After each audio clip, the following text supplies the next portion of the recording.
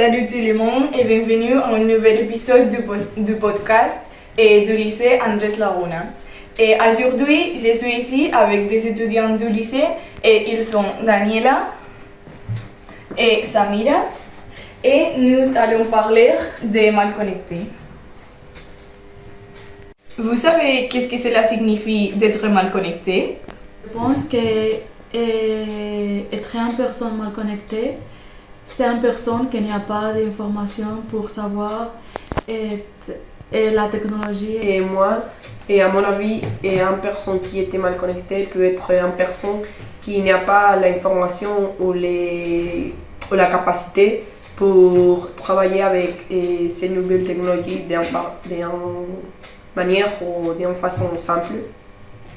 Et ce sont des bonnes réponses, mais je vais vous faire une définition de qu'est-ce que c'est être mal connecté. Et vous savez qu'aujourd'hui, il y a différents types d'exclusion. Donc, être mal connecté est un type d'exclusion qui s'accroît peu à peu dans notre société actuelle.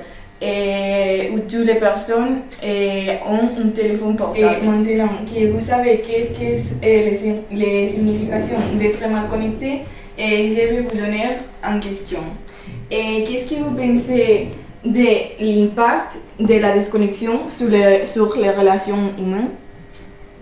À mon avis, je crois que l'impact de la déconnexion sur les relations humaines, d'un part, la personne qui n'a pas d'informations sur l'éthique, et pour lire des livres et aller à la bibliothèque.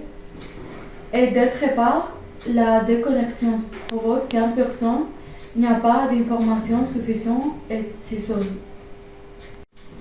Et oui, je crois que tu as raison, mais pour moi, l'impact est qu'il y a une grosse inégalité entre les super connectés, comme nous, les gens, et les mal connectés, comme les personnes plus âgées.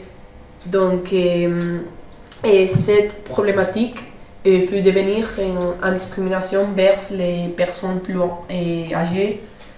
Donc, ces personnes plus âgées peuvent avoir la sensation qu'ils ne sont pas intégrés dans notre société.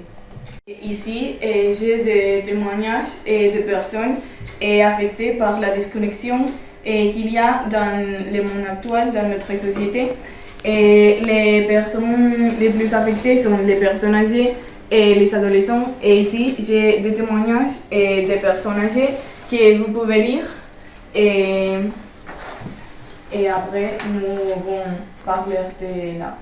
Et je porte des lunettes, même avec elles, le texte sur mon téléphone est trop petit pour que je puisse lire ce que je dois faire. Je souhaiterais que ce soit plus simple. Et dans les témoignages que Daniela a lus, nous pouvons voir que la technologie moderne peuvent ne pas être adaptées à les personnes âgées de notre société, spécialement si elles ont des problèmes de vision, d'audition ou de motricité. Et ça peut aggraver leur capacité à se connecter. Je vois mes enfants et mon petit enfant qui passent du temps sur les ordinateurs et leur téléphone et je me sens exclue. Parfois, ils m'envoient des messages, mais je ne sais pas comment répondre correctement. Et dans les témoignages que Samira a lus, nous pouvons voir comme les personnes âgées aussi peut être un sentiment d'isolement social car elles voient ces petits enfants ou ces filles comme utilisent la nouvelle technologie et elles ne savent pas comment d'utiliser là. Et en conclusion, après parler de les mal connectés et de les impacts de la déconnexion sur les relations humaines, nous pouvons avoir la conclusion de que si nous proportionnons information ou nous enseignons à les personnes âgées à utiliser la technologie ou aussi nous proportionnons matériel Et par exemple, des portables ou des autres appareils technologiques et à le lycée ou à le collège.